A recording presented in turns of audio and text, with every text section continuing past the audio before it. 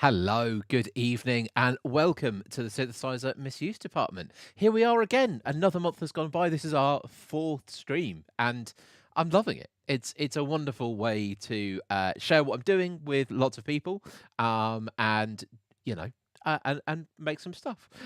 We have our usual setup here, but I can't really show it to you because I have put the cameras on other things. So we'll keep on chatting. This is okay. First thing that I will need to do at some point is make the chat window on my thing bigger. And the thing is, you can't actually, when you move it around, YouTube doesn't change the font. So I just have to lean in and look at it, which is quite startling. Okay, here we go for the lean. Hello, Johnny. Yeah, lovely to see you. I think you today might have sent me a message on Instagram in error. It was like commiseration for someone hurting themselves, and I'm as healthy as I can be. So I don't know who on your timeline had done themselves a mischief, but it wasn't me.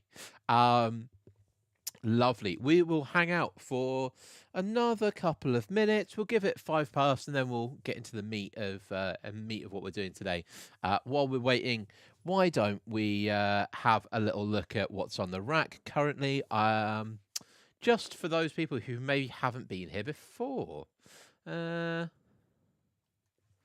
Great. And then we go to... No, I've spoiled the surprise. Anyway, so on the top right, we have our modal argon, nice hardware, wave table synth. Lovely, cuts for everything. Yeah. When I dive into it, I love it, but not getting a huge amount of use at the moment. Anyway, down there on the little processing shelf, we've got a Chaos Pad 2, Volca bass. We're not going to use that today, but let's switch it on because it makes everything look cooler, right? Having lots of flashing lights. Over on the left side, a few bits of modular, little Arturia Micro Freak over there as well. I use that loads in the live show, but not so much in the studio, but occasionally it comes to play. And then we've got our control... Oh, God, sorry if this is making you seasick. We've got our sort of control layer where we've got little keyboard, little fader control, launchpad mini, all set up with my usual Drambo templates, and then a BeatStep Pro and the Elmira. Chances are you've seen all this stuff before on my Instagram, but I thought we'd have a look again. But today we are going to be focusing more on the bottom shelf. Oh, I should be a camera operator. Oh no, wait. Occasionally I am a camera operator. Okay, we can just about see. So, today's fun is mainly going to be no input mixer feedback. And we're going to be, for that, using this little beastie. It is a Korg ZERO4. Came out in the early 2000s, I think, 2007, 2008-ish. And it was Korg released 2. They did a 04 4-channel 1 and a 08, and they were supposed to be like DJ mixers for electronic performers. And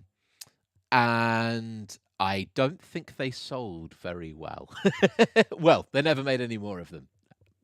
Anyway, but I remember being really excited about it when it came out, and it's got a like Firewire audio interface in it with like loads of patch points, so you could take feeds from like pre-fader, post-fader, post-EQ, pre-effects, and then record that all, except I could never get that to work.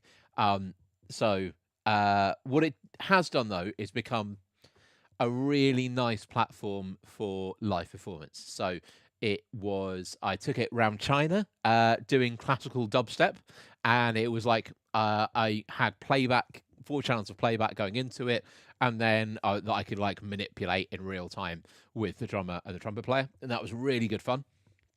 And then I took it to Helsinki as well to do a like 5-hour durational improvisation with my friend Launakos. I've got some... I may have may have sold all the CDs. We recorded a really beautiful CD while we were over there, which I will link on some. It's a gorgeous CD of improvisations we did in this former ice cave the day after the durational performance. And yeah, I'm really, for something that I made when I was, comparatively young, I can still listen to it and go, "Oh yeah, I'm really excited by that." And yeah, so and then finally in about 2019, it was just kind of pre the bad times, pre-COVID. Um, I started exploring it as like a no input instrument in its own right, and it's got some really cool things that make it a really special unit for that. Let's go over to it. Um, so I was going to say to the untrained eye, to a reasonable human, it just looks like a 4-channel DJ mixer, right? So, if you're in a club, you'd maybe have 2 CDJs or maybe 2 record decks coming into this, and then you've got a 3-band EQ on each channel.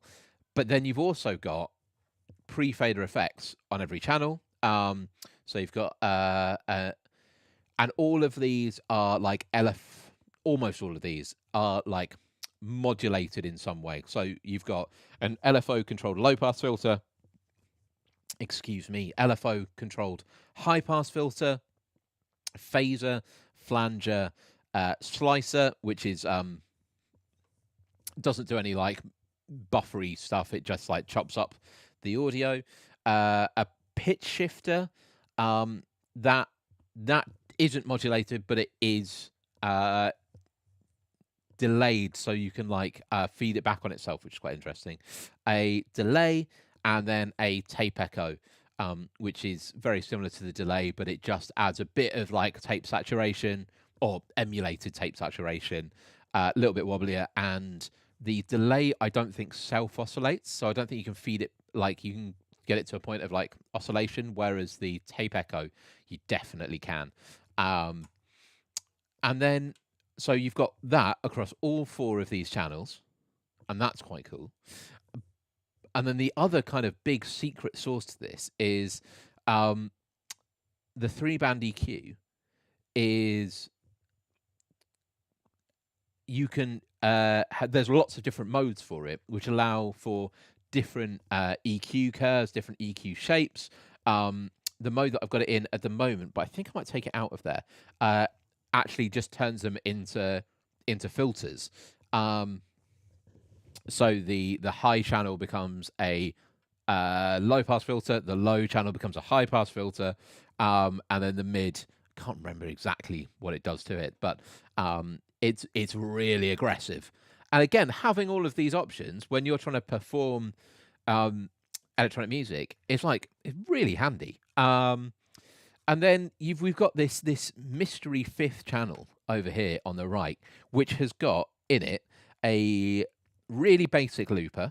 So that can do some interesting things. It can't time stretch. It can like retain a loop. So once you loop something, you can then stop it and hit keep. There's nothing going into it at the moment. And then be able just to replay that either looped or just by tapping it for a gate feature. And then that goes through another effects engine called the Master Effects engine, which has got a lot of effects that aren't modulated. Some of them are. You've got a static low pass, static high pass, a jet, which is sort of like a static flanger, I think. Well, that's one of my favorites, and I'm not quite sure what the DSP is behind it, but I really do like using it. Decimator, which is like bit reduction, flanger, phaser, autopan. It's quite nice. A very serviceable reverb. They say as if they're a connoisseur of these things, but a very usable reverb, delay, and tape delay, which are the same algorithms that are on the channels. And then we've got our usual outputs. So we've got our master output, we've got our booth output, queuing via the headphones, Q split. Not that we're using that today, but yeah. And then each of these channels is, of course, assignable to either side of the crossfader, should one so wish, we're not going to do that today because we want to have them all up. And then, just as if the options were not overwhelming enough, then the fader curves you can change, the crossfader curves you can change to make them either more jagged or smoother. And yeah, it just provides, I think these days, as a like mixer engine, it's maybe a little bit limited, but for turning it into a synthesizer in its own right, it's quite special. Lovely. Yeah. So as I say, the job for today is not to generate a piece of music at the end of it.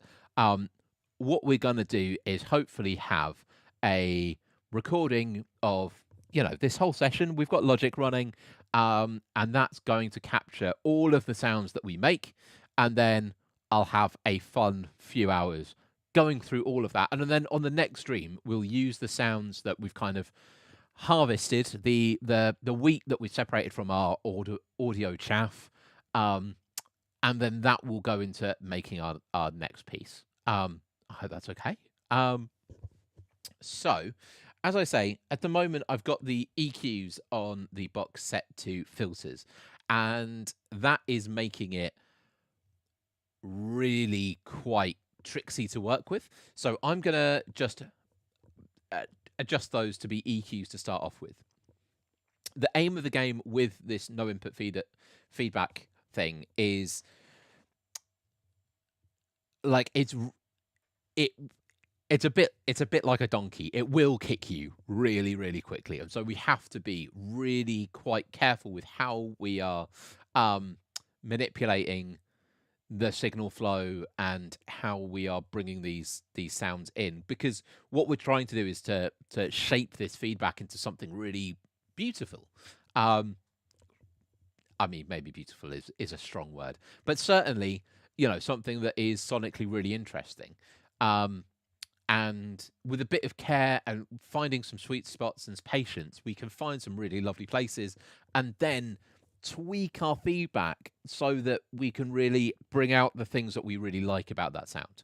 And it's not easy. I have done one no input feedback like improvised performance, and it is electronic music on hard mode because it's so easy to make something, even by my standards, unlistenable. And actually, there's a real subtlety that we can find with this tool and with this way of working that hopefully can generate something for us that we would struggle to make in with another set of tools. All right, let's dive in. Here we go. So to kick off with, let's just take it round to our we'll start with the ZERO EQ, which is just the basic EQ that this comes out of the box with. And our first channel, we are using this RCA cable to take the record output, which is linked to the master output, and to feed that back into channel 1. So when I bring this up, and that is your warning to hold on to your hats, we should get some feedback. And so we do. All right. Okay, so as you can probably... There we go. We've got... Immediately, that's quite an interesting sound. Oh. And like even that fractional movement of the fader completely changes how it is. Chev, if it's possible to get a little bit more of those two channels, I think I don't know, if you're on the stream, let me know if you're getting enough of the sound of the mixer. We were a bit careful with it, but for the beginning, I would love a bit more in my ears, Chev, if that's possible. And then if you're watching the stream, give me a shout as whether you'd like a little bit more or a little bit less. Obviously, these sounds are quite extreme, so we just want to be careful with making sure we're not being too abrasive in anyone's ears. Chev, I'll just take a teeny tiny bit more. Yeah, that feels great.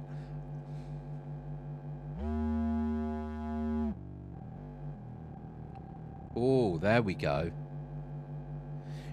I mean, that almost feels like a kind of, Chev, I'm going to risk my ears. Give me a chunk more in my lug holes. Yeah, there we go. Thank you so much. So, that almost feels like a kind of reef space. We can definitely use that to make a kind of, baseline for some 90s jungle. Let's see if we can start shaping that, and let's see if we can work into that Reese feeling. Hello. Feedback is good. Yes, it is. Hello, William Morgan. Hope you're having a lovely evening. All right, so we've got this kind of like, as you can see, we've got our. Oh, this is what I mean about electronic music on hard mode. It's like as soon as you touch any of these, it just.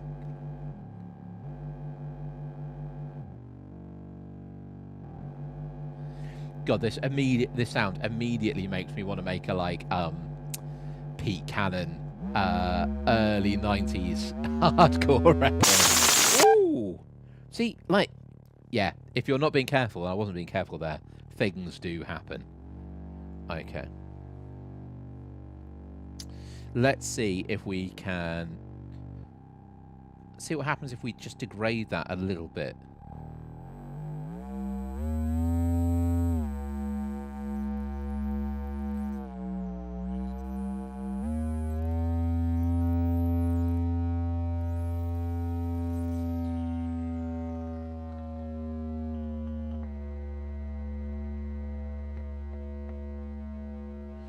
Okay, there we go. That's holding fairly steady.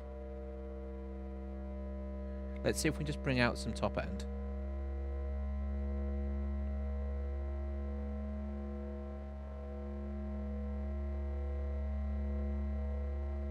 Oh, this is dangerous. Okay. Oh, okay. Let's see if we can get it back, and then give it a bit of movement with the phaser.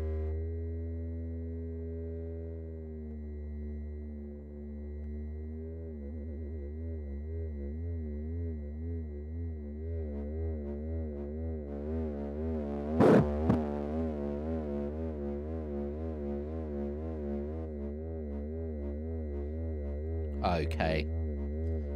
Nice little wob there. Okay, what happens if we double up that phaser?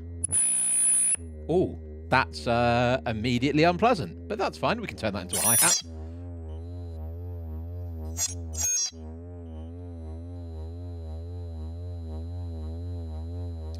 As I say. Oh.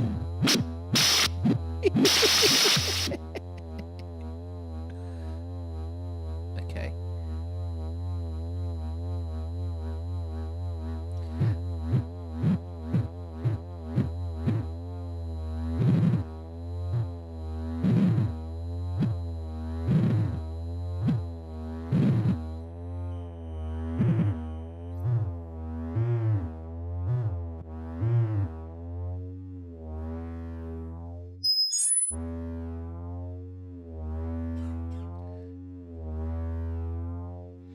Okay. Really nice, like, sweeping bass tone there.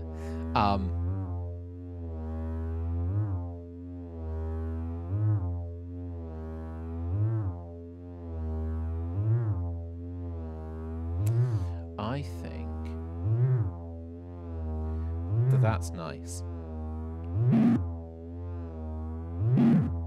It's just never quite stable. I think that's one of the cool things about it.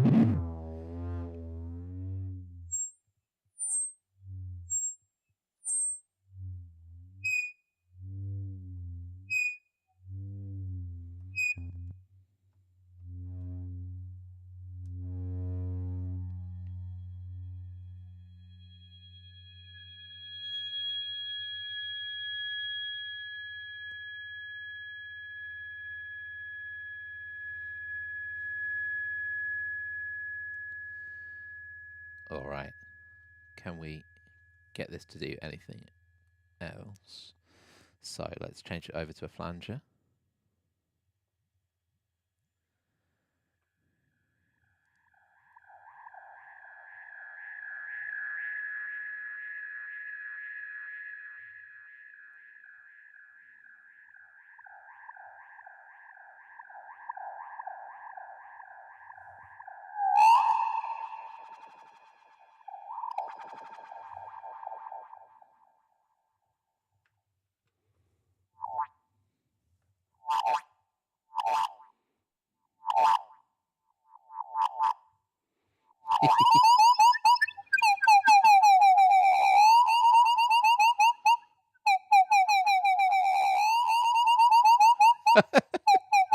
That I like just as much.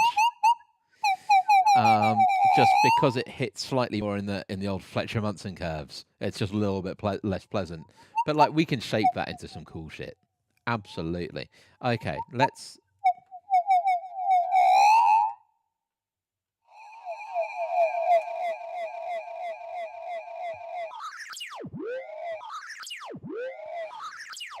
And just a little bit of dub echo messing around.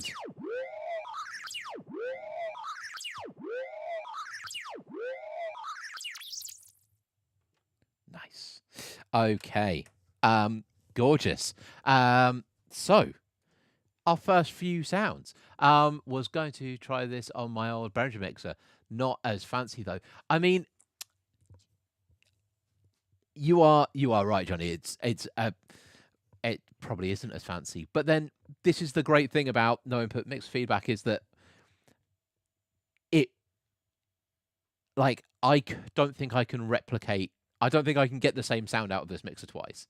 And so I definitely wouldn't get the same set of sounds out of your old Behringer mixer that I would out of this Korg one. Like, the two are going to have so many differences. And even like if you got two of the same old Behringer mixer, just the difference of age and slight different tolerances in components means that you're going to get some different sounds out, and then it's just deciding on the sounds that you like. And a couple of 30 quid Amazon special effects pedals, and you've got a fun sound box to start making some noises with. It feels especially a lot of these kind of like feedback sounds, rightly or wrongly, make me think of like 9 Inch Nails. And so making this when we've just had 9 Inch Noise, the collaboration between Trent Reznor and the rest of 9 Inch Nails and Boys Noise, come out, and didn't they play Coachella this weekend as well? It feels like the perfect time to be making these kind of sounds. Great. So that's what we can do with just one channel. Hello. Will this sort of thing kill the mixer, do you think? Probably not. I mean, the place where it will cause issues is with with analog preamps. It is possible, I think, probably to overload them to the point where they don't work so well anymore. This is why I'd advise doing it on a mixer that you maybe don't mind if it's not fully functioning after. I mean, I picked up a little Yamaha MG10 or something to use as a in-ears mixer when I was playing live with a cellist, and it was about 60 quid off eBay. It's got some cosmetic damage, but if you're doing this kind of thing, yeah, I'd say probably pick up something that you don't mind murdering. Of course, the other way that you can do it, that I've been seeing on Instagram a little bit, is with you take your effects pedal and then you put a Y split coming out of the output, and one side of the Y you put back into the input of the pedal, and the other side of the Y you send to your interface or your mixer or your amp or whatever it is. And yeah, so if you don't want to do it with a full mixer, then you can just do it with individual pedals. And again, because of the tolerances in components and that how things change over time, you're going to get a set of noises that no one else has, and that's a really cool thing. We've got one more comment. Who is that? NF2K. Hello, you picked up a Yamaha Yamaha MG, especially for no input mixing. Yeah, absolutely, they're great for it. Saw someone test a few different brands of mixers, and Yamaha gave the most chaos. I can fully believe it. I in my day job, I'm mainly a sound technician, and I love Yamaha mixers. Anyway, so that's what we can do with one channel. Let's see what happens when we start stacking some things. So eventually we're going to patch in some hardware as well, but for now we're going to just take our booth outputs. One of our booth outputs, and just run that straight into channel 2, and see when we start layering things, that's going to give us an exponentially more possibilities. So cool. Let's head back over. Left focus. There we go. Oh, just smacked the DJI Osmo. Fuck. All right. Oh, this is right at the end of my headphones capacity. So we'll take that one. And we'll plug that in here. And then, so let's have our... Great.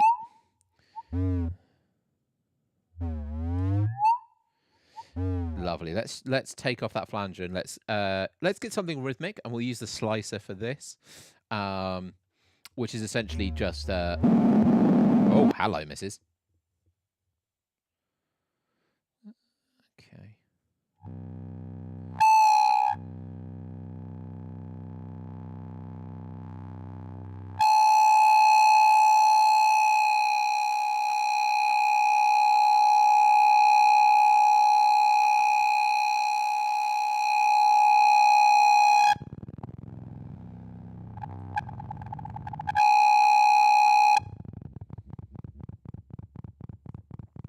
Okay, so now on our booth return, we have got that going through a pitch shifter, knocking that down an octave, and we're keeping get the timing on nice and tight.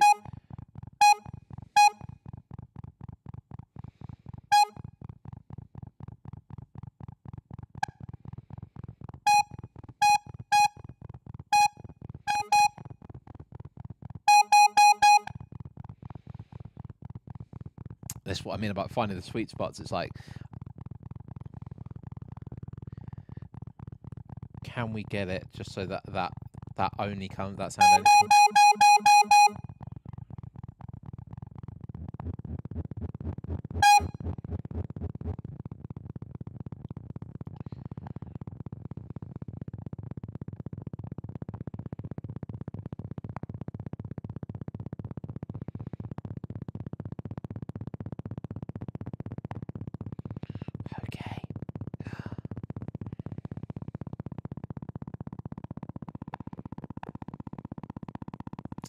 Try and feed in a little bit more top end. Oh, too much. There we go. Little squelch at the top. Okay, should we see if we can give this just a touch of reverb?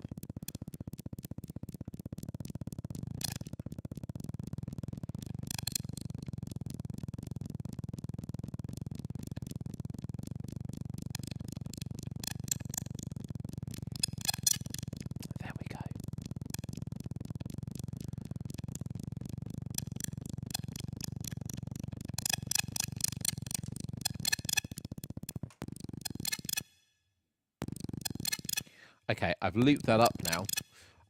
We've got that in the buffer of this looper. And so what we can now do that is use, essentially that will then change, because that's going to be going round in our feedback loop as well. That's going to change the dynamics of how things then relate to it. There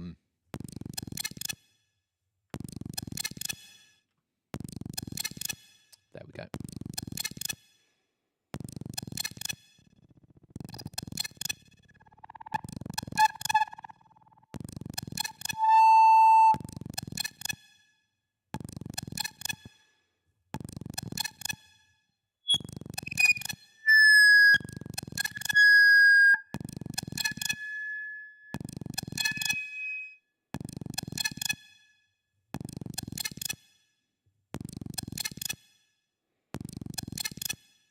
Okay.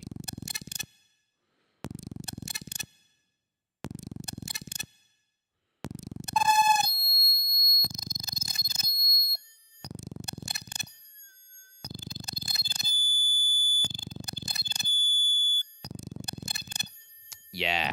So now, essentially, almost like sidechain compression, that loop is like stopping everything else feeding back for like a little bit, and then so that the feedback can then come in. And if we pair that with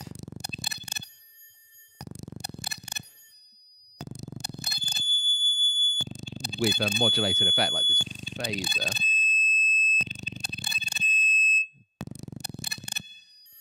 and again, this is all about finding the sweet spots where interesting things are happening. At the moment, it feels like we're missing a little bit of low end, and I mean, if we look at the meters, that might not be. Oh no.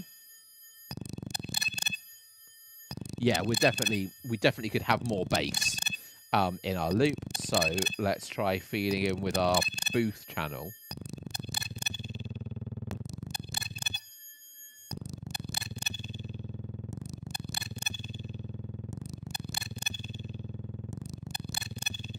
I love that. That like between the loops.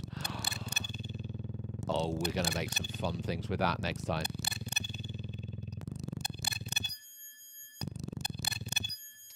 Okay.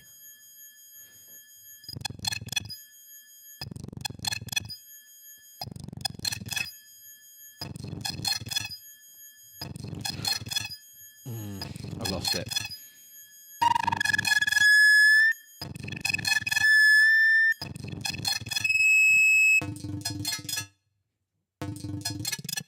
Okay, that's quite cool. I mean, it's not really. We're sort of just putting our loop through effects, and that's. I mean, that's fine. But okay, let's start trying to find some interesting things with that jet effect, because the jet really does like highlight certain frequencies.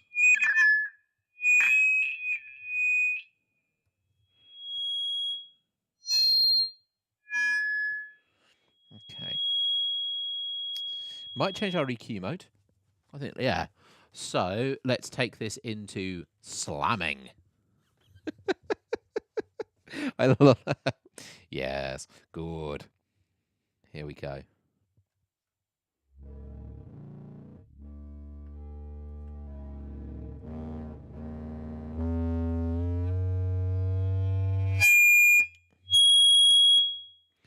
Okay, again, it's all about just trying to find these sweet spots where we start like bringing interesting things happening. You know what? I think. Let's see if we pitch shift.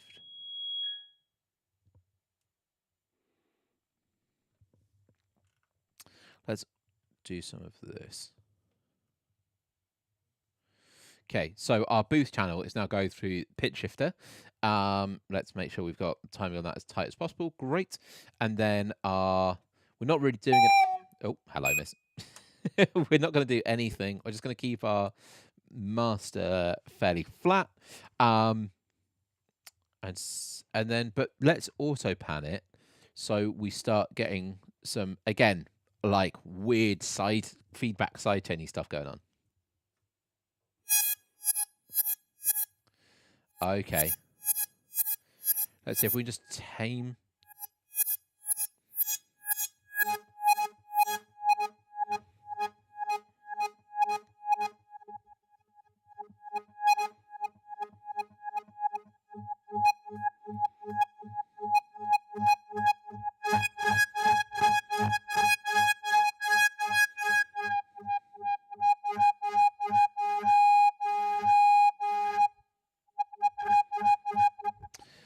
I just love how unstable the pitch is.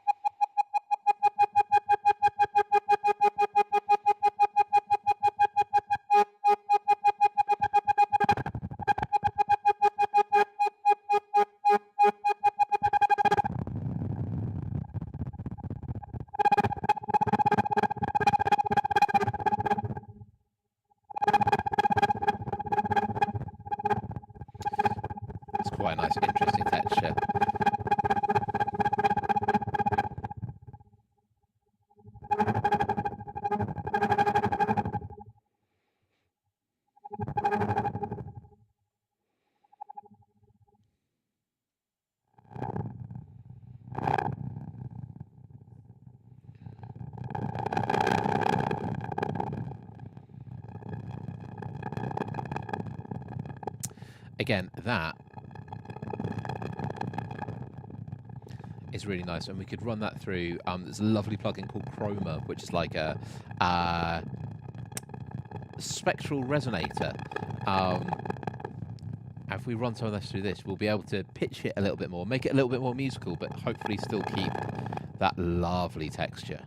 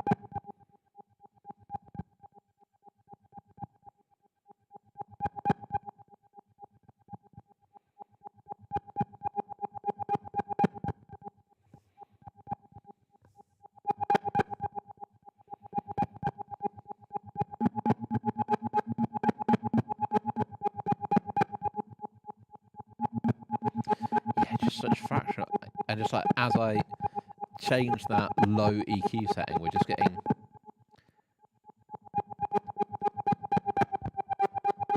like it changes the pitch of the main like fundamental of that sound, but just there we get like a second, like a subharmonic.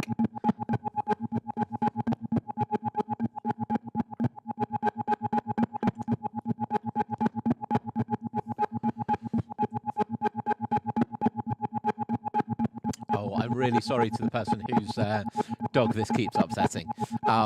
Yes, mine has decided not to be part of the stream this evening. Yeah, to be honest, she doesn't like hang out in the studio that much because I do tend to spend a lot of time making noises like this.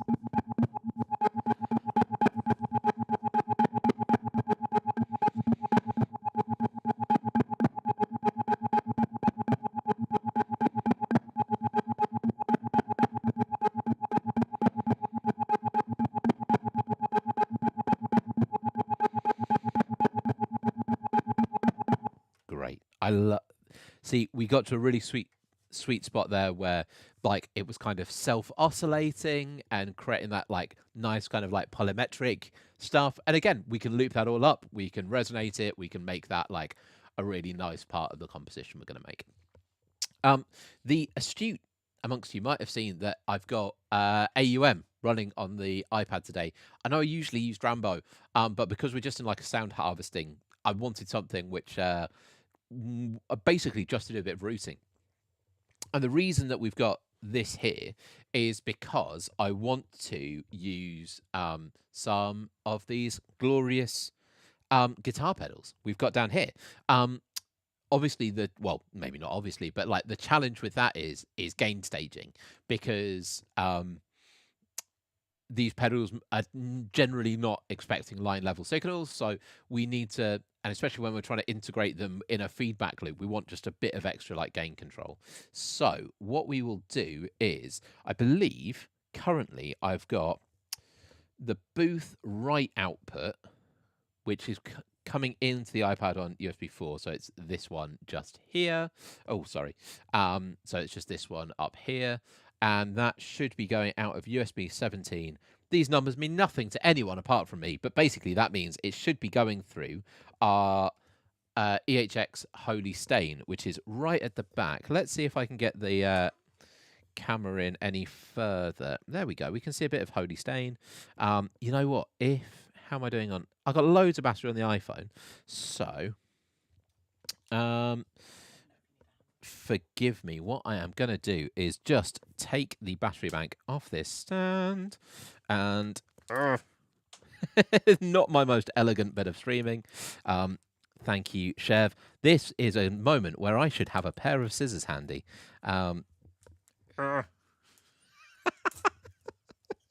Chaos.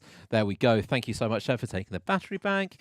And then, oh, left a bit of tape in there. Okay. Great.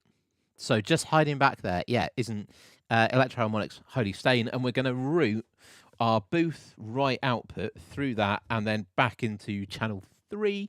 That should, if I've done this properly...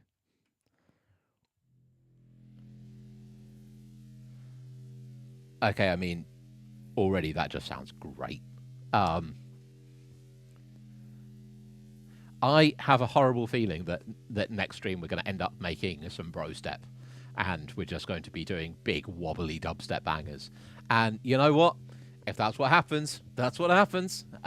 Sometimes the material just takes us in that direction. So let's see if we can shape that a little bit more, because at the moment we've just got the... Oh yeah, a bit of fizz. Oh.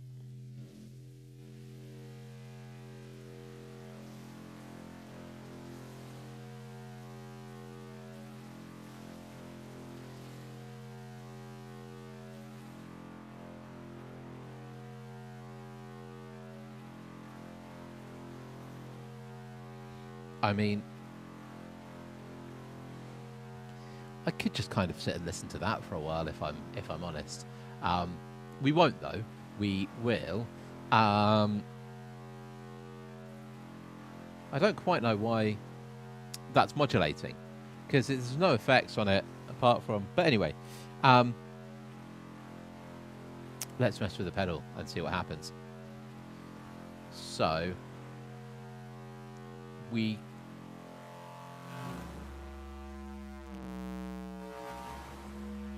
Okay, so the Holy Stain is has basically, it's a distortion and then a multi-effects. So it's got 4 effects in it. It's got a room reverb, a hall reverb, a pitch shift, and a tremolo.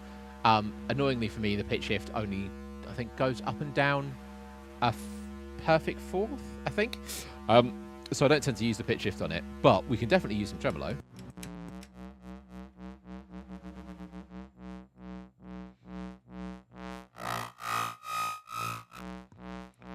Okay. Let's see if we can find...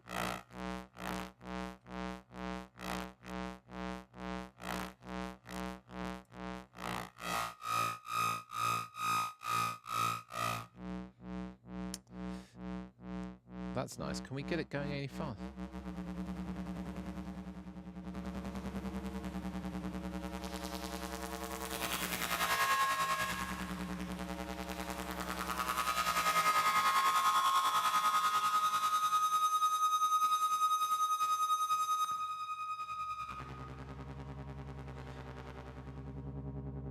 Yeah. Okay, let's shape that on the mixer.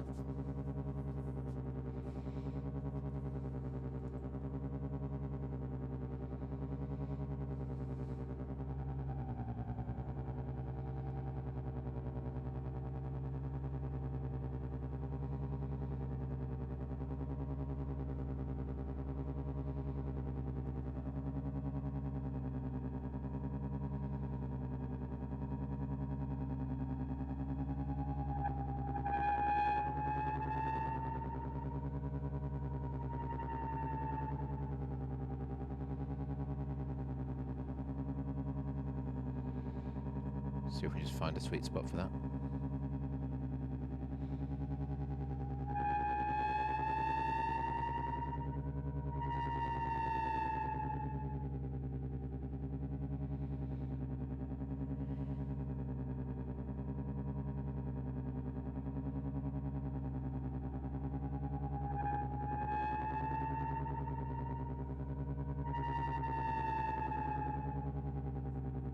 See, all that needs is a massive, like, big, dusty, reverby kick drum, and then we've got Berlin techno.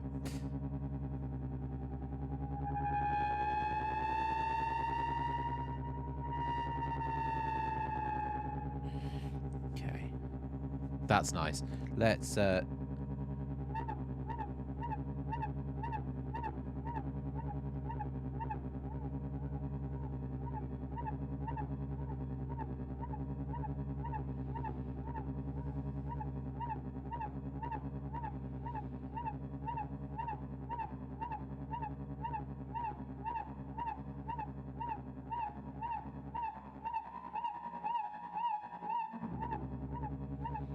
Nice. Okay, that's cool. Let's see what happens when we use the hall reverb. Okay, so we just...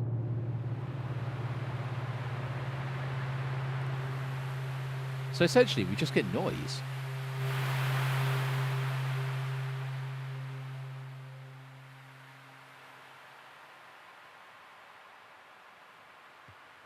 Interesting.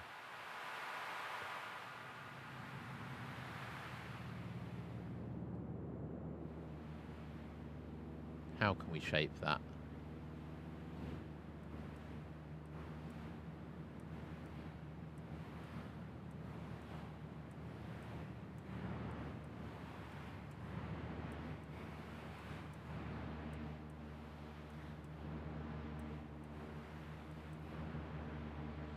Nice. Okay. Ah, there we go.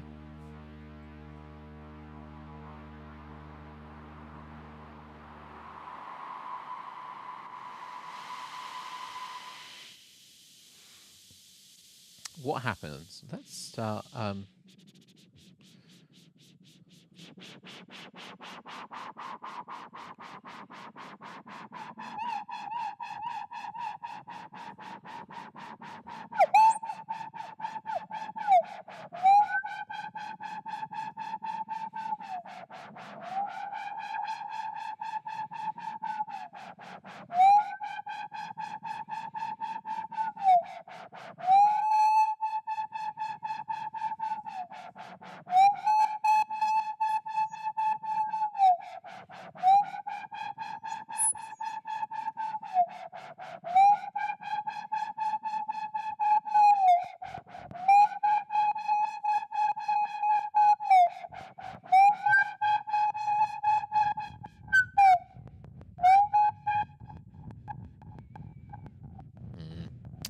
Not sure. I think we may have lost something there, but that's okay. Again, this is why we record everything, is because you never know when you're going to hit the sweet spot and you never know when you're going to lose it again.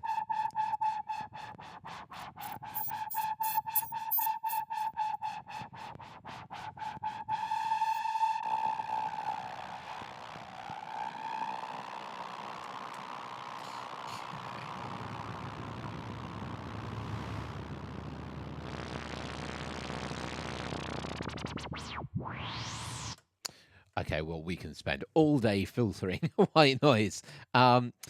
Let's... okay. We haven't actually touched the pitch shift, so I think let us touch the pitch shifter and see what happens. Great. So, there we go. We are down here, and...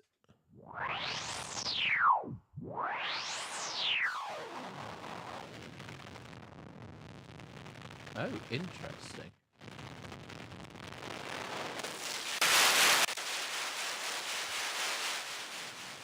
Still very, very noisy, isn't it? Okay. Let's see if we can get it to settle.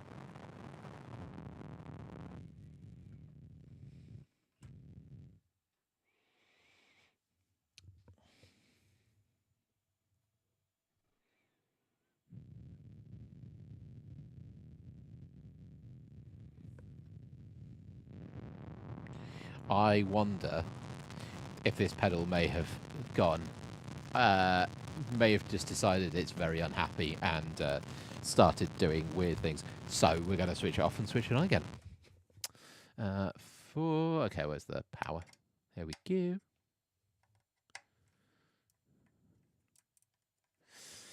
go. Cool. Let's see.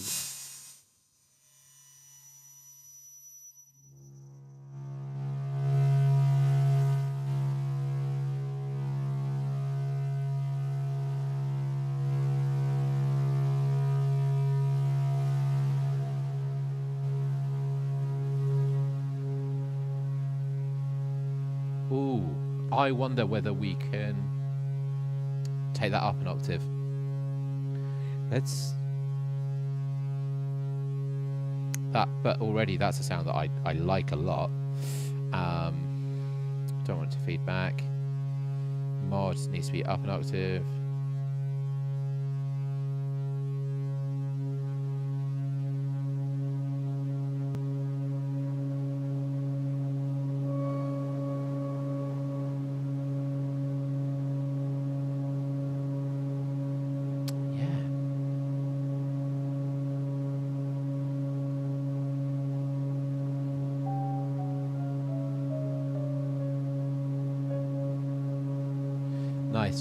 Nice D flat C sharp there.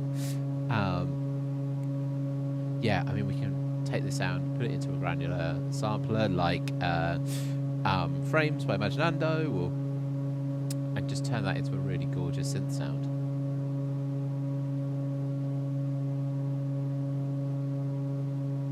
Again, maybe a little bit of EQ once we, are harvesting sounds and going through just to bring out the harmonics that we want to celebrate and pull back the ones that we don't. But that's lovely. I think let's get another pedal in the mix. So at the moment, yeah, we're just going through the Holy Stain. I think let's try and get some modulation in it, and so we can either use the Pink Mule, which is a Jedsped multi-effect unit that has a lot of like modulation effects in it that I built, and I have deliberately not labeled any of the knobs, and I basically know which one changes the mode and which one is the dry wet, and I can never remember the other ones for mode. And some people might say it was laziness, but actually I think it just makes it a more exciting experience to use it. So I think we're going to take the output from the Holy Stain and we're going to run that into the Pink Mule. So how does one do that? So Pink Mule is pedal 6. So we'll take that one. So we need to go 9 into 6. And then 6 coming out. Okay, well, I think we can all admit that that hasn't worked. So, pedal 6. Oh, that's because I can't read the difference between 5 and 6.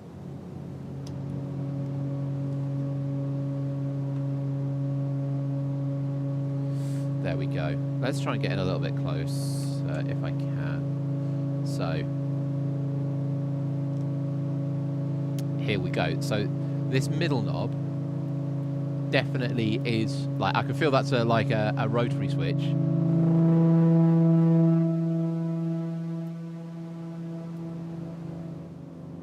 Oh, okay, and I think that's like an output level on that end.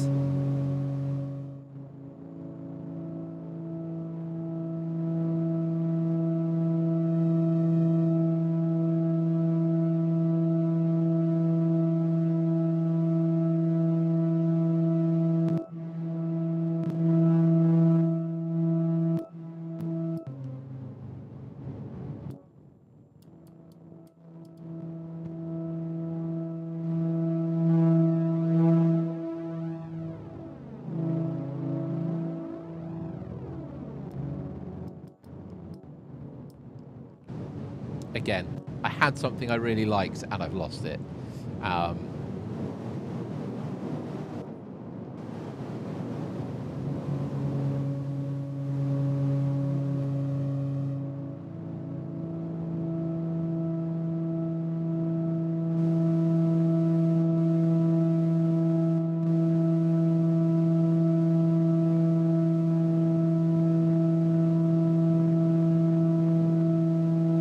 But again, that's ripe for turning into some kind of synth pad. And let's just see if we can shape that a little bit.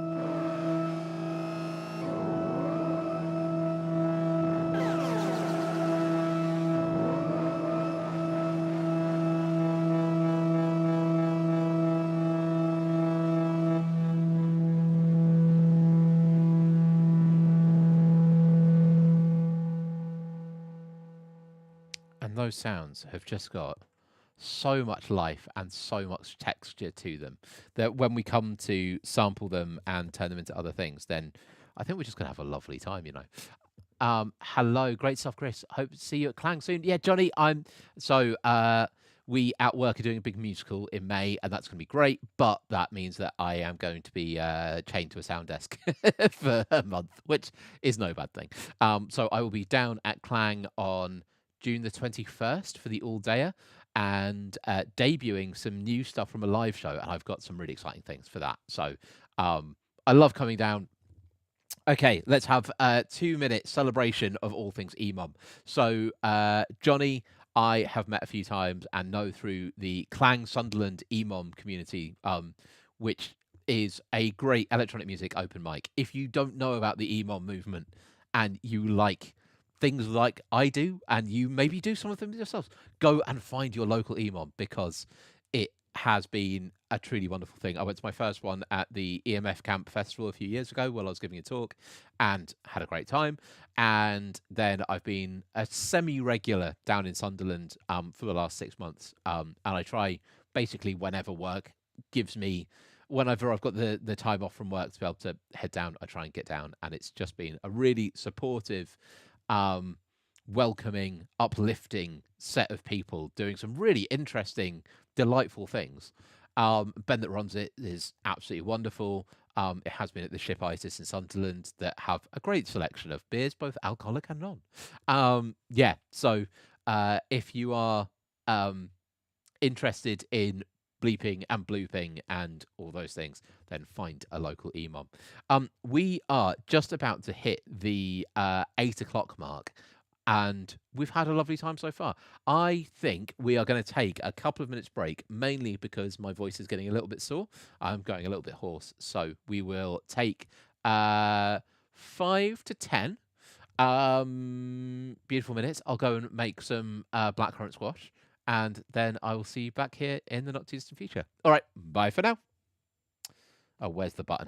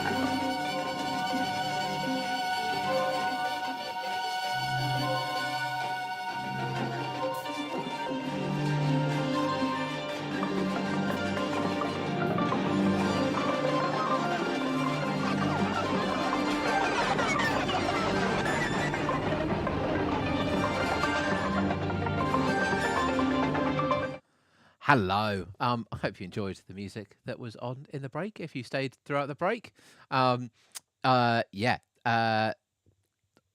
You can find links on various places if you like the kind of things that I do.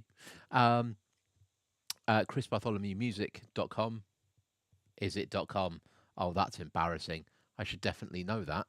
Um, it's we'll put it in the show notes. That's what podcasters always say, isn't it? We'll put it in the show notes. Anyway, so we will crack on and do another get some more pedals involved again. And I think this time, rather than starting with the Holy Stain, let's. Though I was surprised by how immediately like interesting that sounded. I was just like, ah, this works. This is the words works really well. Um, so I think we want to pick a pedal, any pedal. Oh, the light pedal at the back is calling to me. But is that the first in the chain?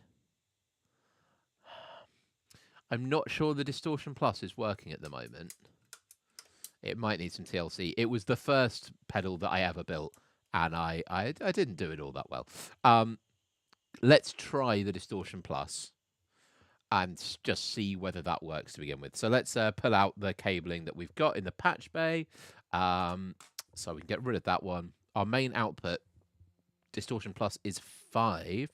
So let's do that. And so we want... I need to put a light on this patch bay because I cannot read any of the things it says. So that is... Oh, crikey. That's really unreadable in this light. 13, I think. So... no, that's a very kind offer, Chev. I think I will be okay. So we'll go for USB 13 on the iPad. Let's see. Oh.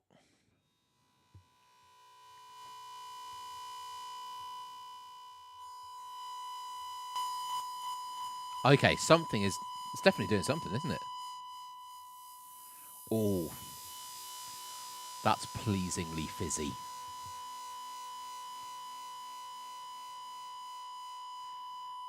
I'm going to leave that delay on for the moment.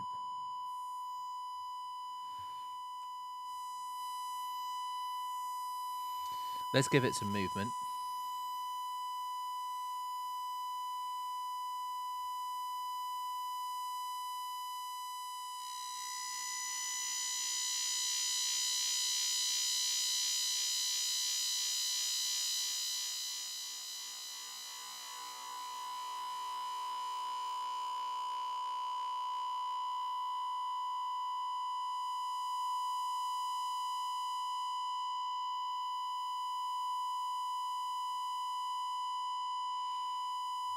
Yeah, okay.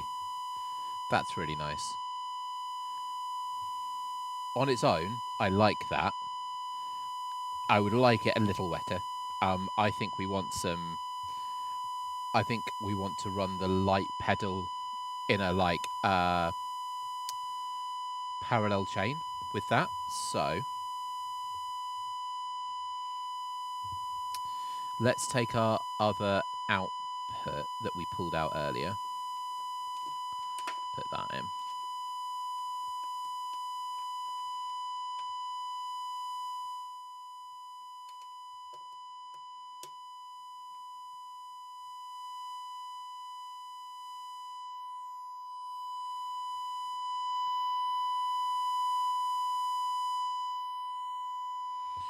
Okay, and then we want to send this one, send the other side, going to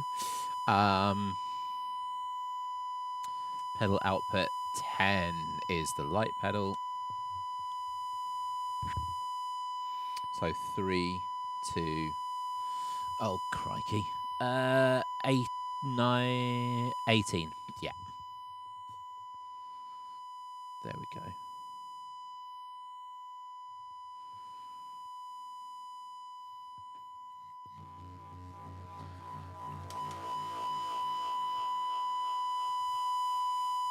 Okay.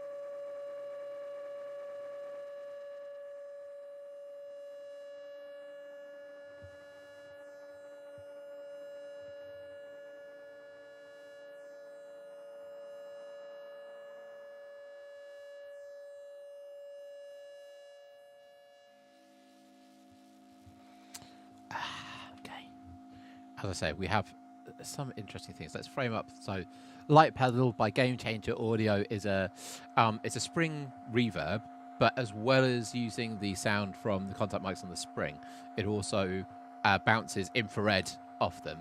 That functionally allows us to get a lot more like top end detail out of the spring, which I absolutely love. So at the moment, let's make sure we've got the optical up full.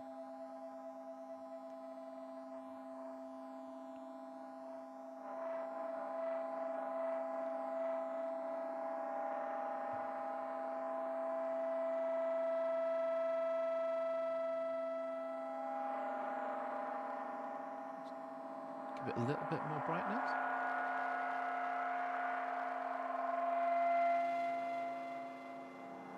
Okay, let's take the delay out of the circuit.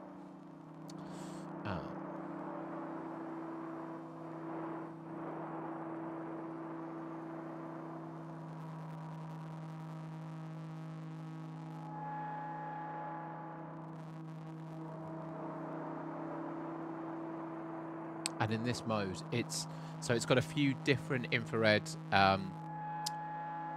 emitters and receivers, and as the different light goes across it, we can hear the different infrared sounds coming back into it, and that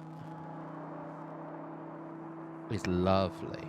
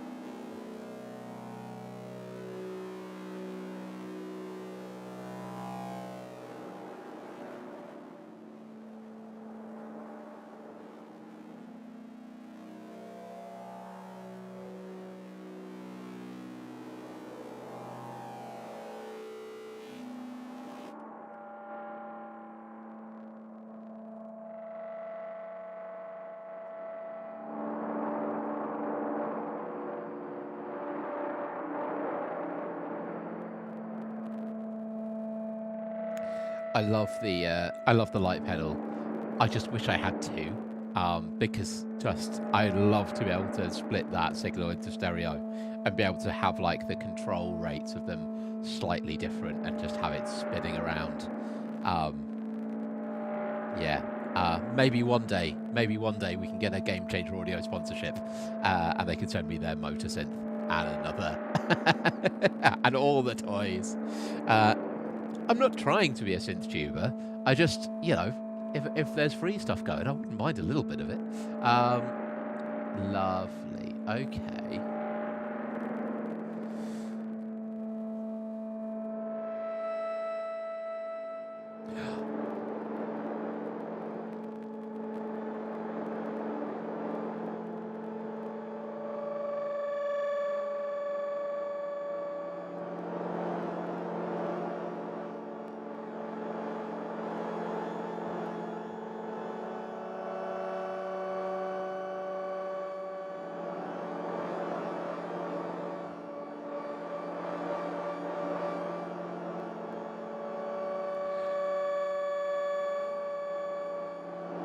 I know I'm speaking less, and I'm just enjoying listening to these sounds.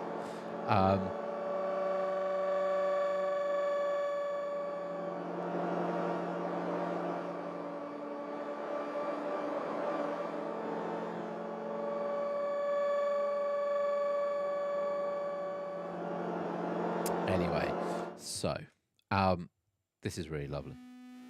We've still got our distortion plus there. Okay.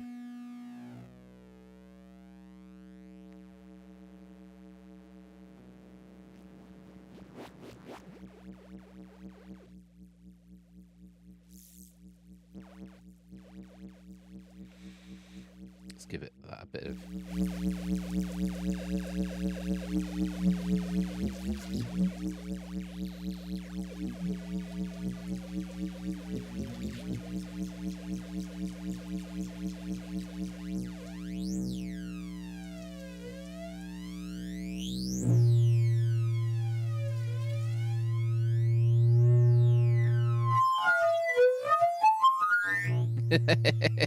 No, not quite. Okay, and let's dial a bit of...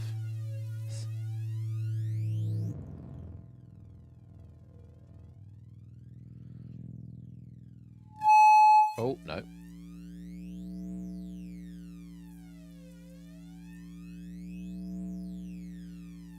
Oh, I love that kind of, the ringiness.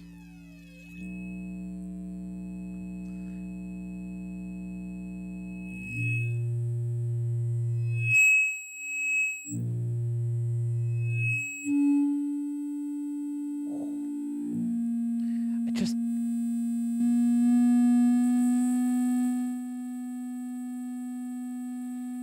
Okay, let's auto-pan it.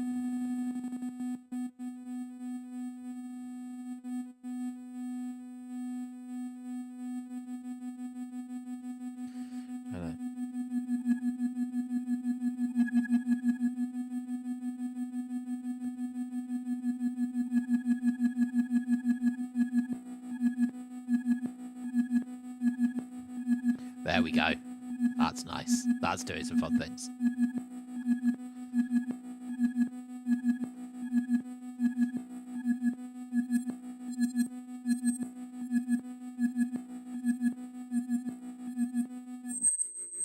Oh. I don't think I'm getting that back, am I?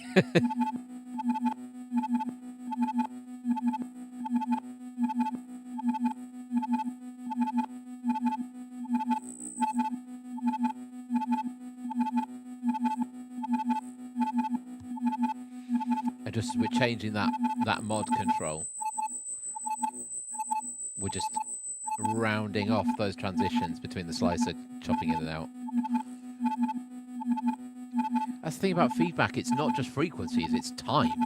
And that's one of the things, like, whenever, you know, I'm sound engineering, you can, unless you really messed up, you can sort of hear feedback creeping in, and because it's moving through I mean, in this case, like a digital space, there is some latency in this mixer, but like when you hear feedback moving through a physical space, it's obviously taking time to move between speaker and microphone, and so like the way that time interacts is kind of magical.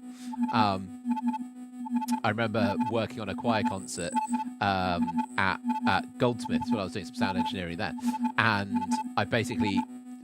we had, I think, a row of like 4 AKG 414s across the front of this choir in a like big reverberant hall, and I just spent about 40 minutes just trying to ring these out to try and reduce the amount of feedback and get as much volume out of them as I could. But actually, sonically, the result of just ringing them out within this big reverberant space was kind of beautiful, right?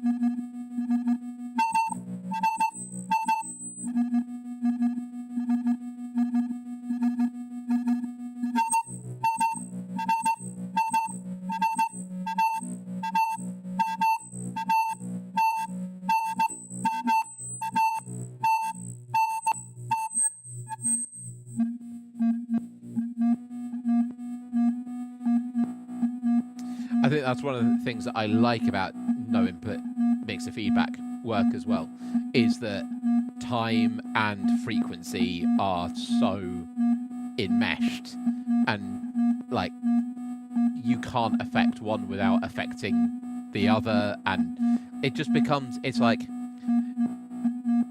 this holistic system that you're trying to coax interesting things out of, as opposed to like individual parts.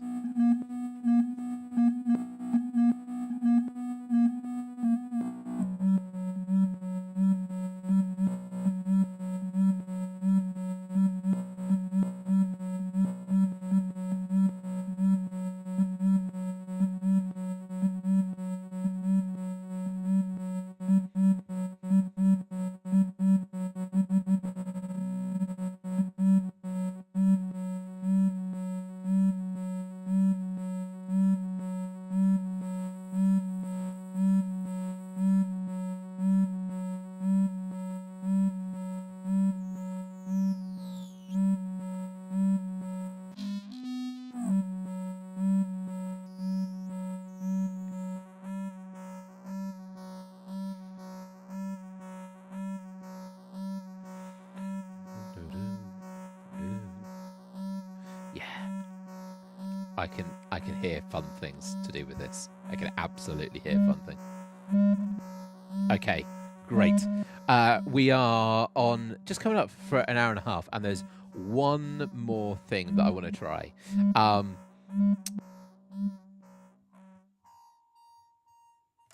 There's one more thing that I want to try, and we're going to leave the pedals patched in and set up, but I have also taken the headphone output from the mixer and run that into the input of the modular synth.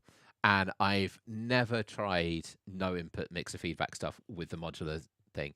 And this is not a, I've never tried this, Blue Peter, things that I have done before. Nope, we have not done this. And I thought it might be quite fun. So, our main thing that we're going to be doing is using the, let's go over it, the DFAM's sequencer to modulate something to affect the feedback. In fact, maybe even two things. So let's start that running, and then first let's check that our feedback is working. So what do we have coming in here? Should be our Q output. So let's dial that in. Currently silent. Not interesting.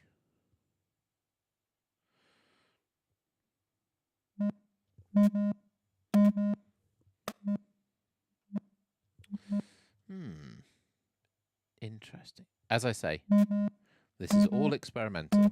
Why don't, if we're not sure about the Q output, this mixer's been through a lot. It may be that the let's try it just very quickly with a mini jack output, because I'm not sure how well the 1/4-inch stereo jack on that is still functioning. And I think I should have a mini jacks to, yeah, there we go. Mini jacks to big jack. Split. Let's see if that's, like, the little retaining nut on the 1/4-inch has disappeared. So, yeah, it could be that's just disappeared into the ether. There we go.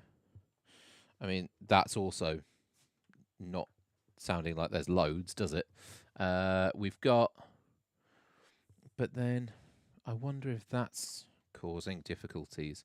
Let's, okay.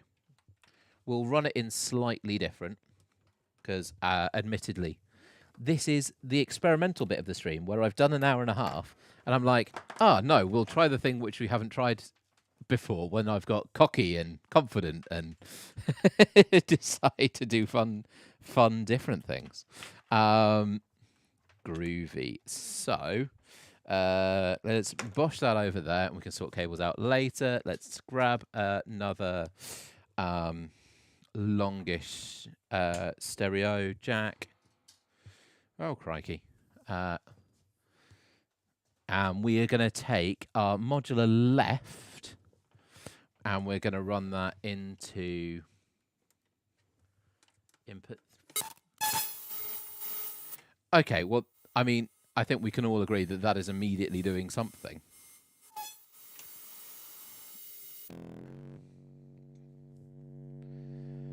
So, yeah.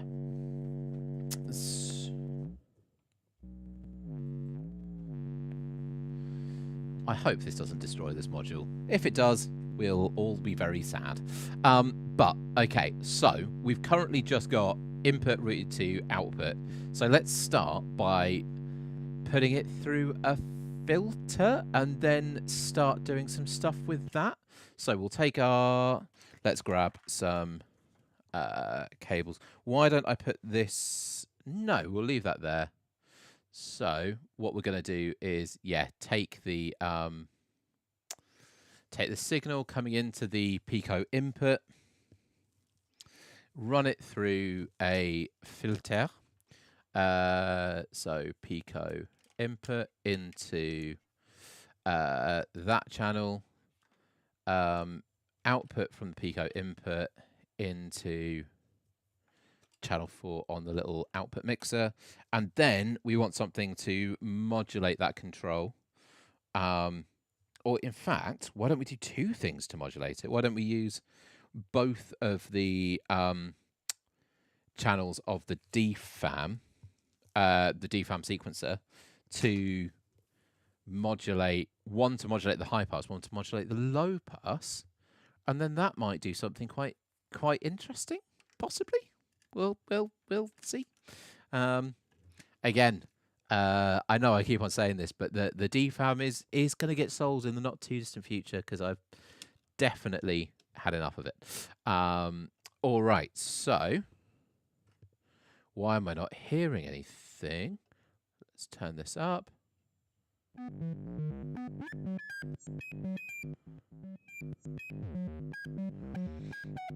See, I knew that was the reason why we did this.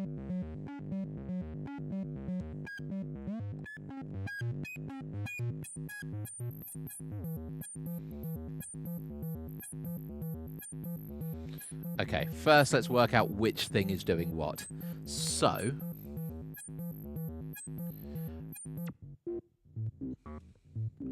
velocity. Okay, let's swap these around because we want the top one to be doing the low part.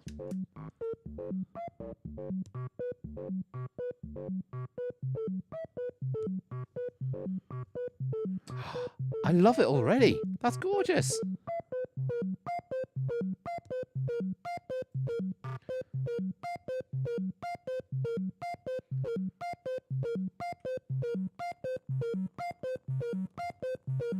Okay, I'm slightly annoyed with myself that I didn't think of doing this about 2 hours ago.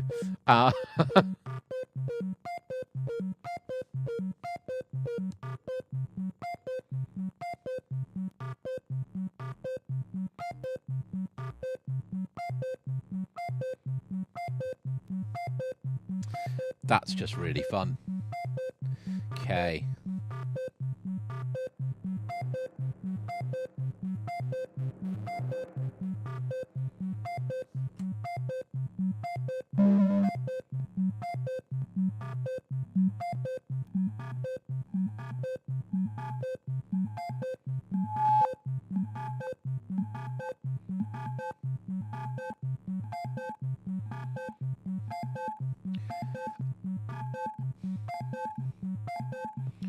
I mean, we can immediately take this into like Melodyne or run this through an auto-tune and, you know, quantize this to some pitches and then use this as like a really fun little like riff to play around with. Let's we've got this now. This is in the bag. Let's futz with it.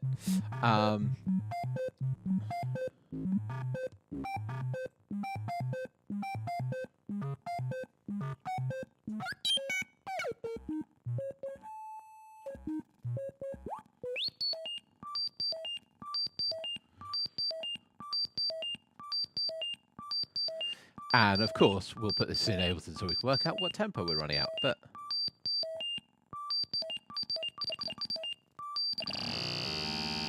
okay.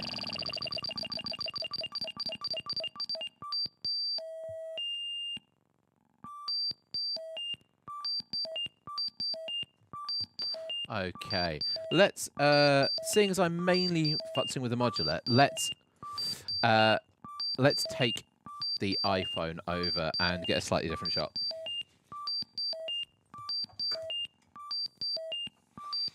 Okay, groovy.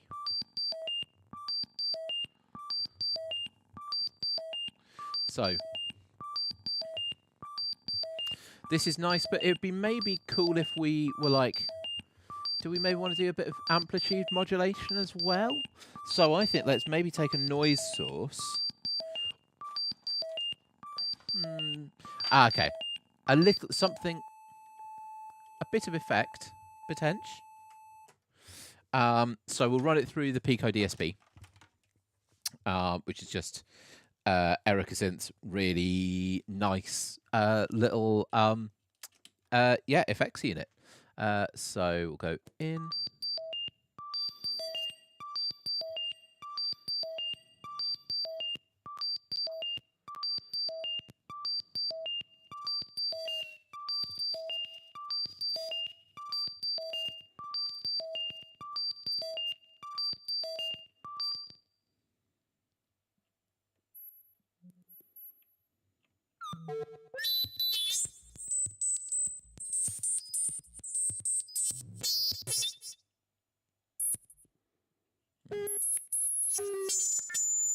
Okay.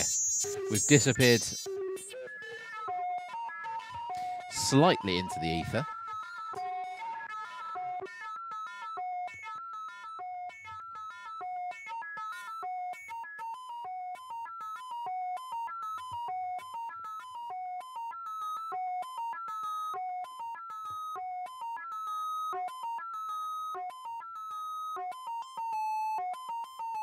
Yeah.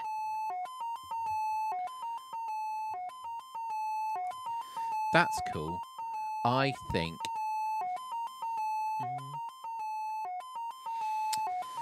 let's see what we can do with just modulating lots of stuff, right? So let's take that.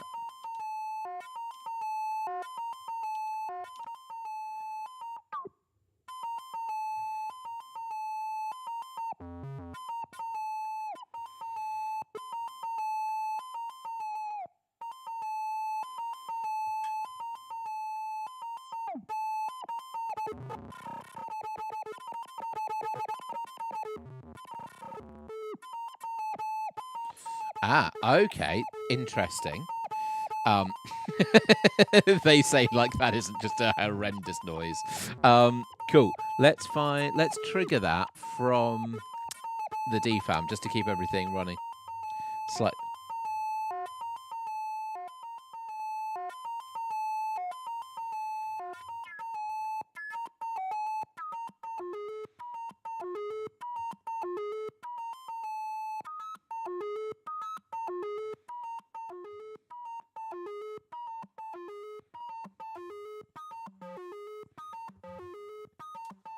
The nice thing about doing some of this with like analog circuitry is, I don't know, maybe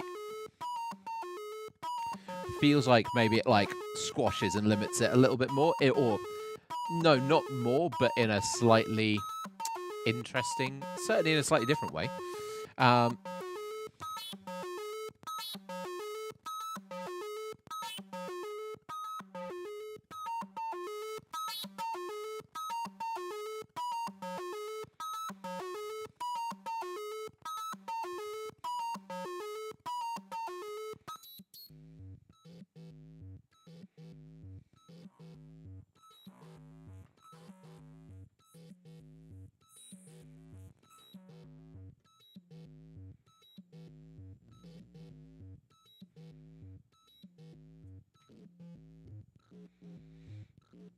Okay, this is now just like... I feel like this is just like completely crunching itself, and I'm just losing volume in my ears, which... Yeah.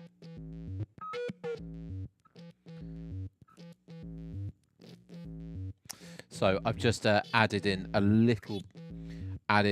distortion pedal into that.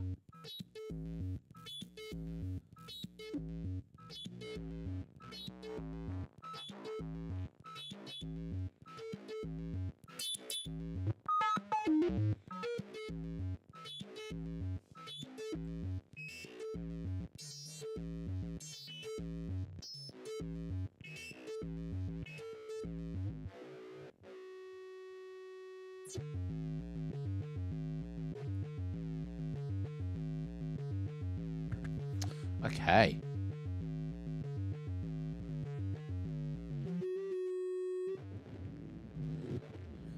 Just clicking.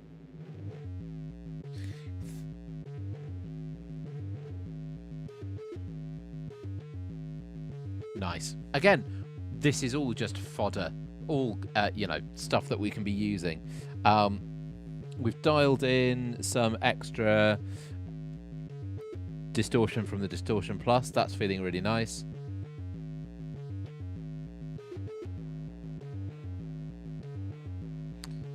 Can we get a little bit of reverb in as well?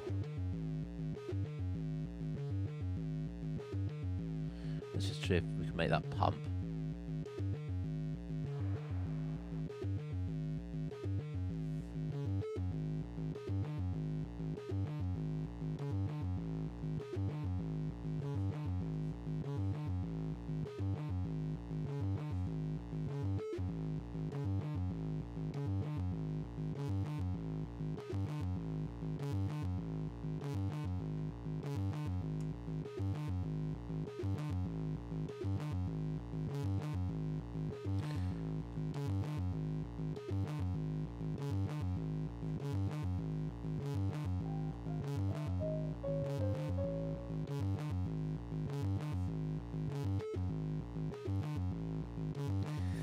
You know what? I don't think I'm going to make a better noise than this tonight. So, what have we got going on? We have got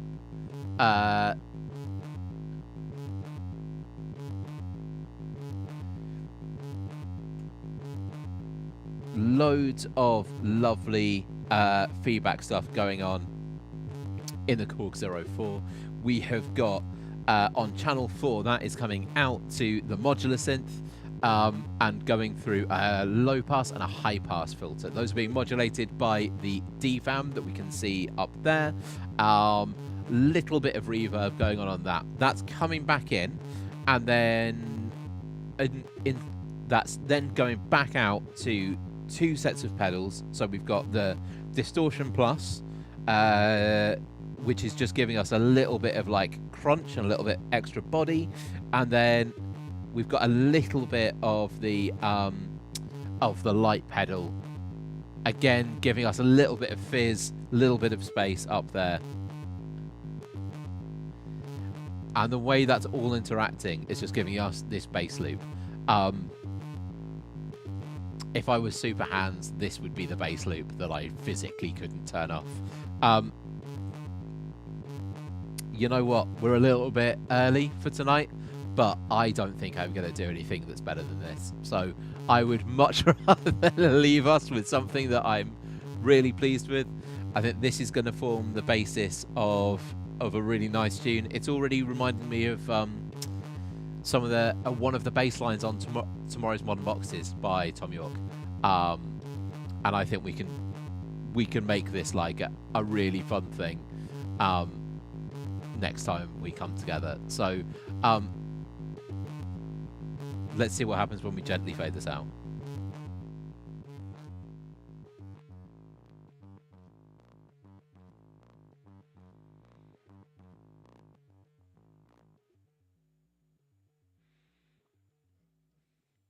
All right. If you have been tuning in at any point during this evening, thank you so much. I love doing this. I love sharing the kind of weird experiments that I use to create music. Yeah, let me know if you've had a good time. I have to do my usual pair of thank yous. The first one is to my wonderful stream tech, Chev. I'm so lucky to have met them when I did, and they have just made this whole process so much more pleasant and so much more doable, and I'm really grateful to them for that. The other person is the wonderful Kunal Singhal from Chaos Theory Music, who is my social media manager, marketing expert, general help person that just keeps me ticking along on the right course, and without him, I think I would be much more scattershot and would be making less progress in the things that I'm doing. So a huge thank you to Canal. Finally, if you have been here, let me know, and have a lovely rest of your evening. Thank you so much for tuning in. Goodbye for now.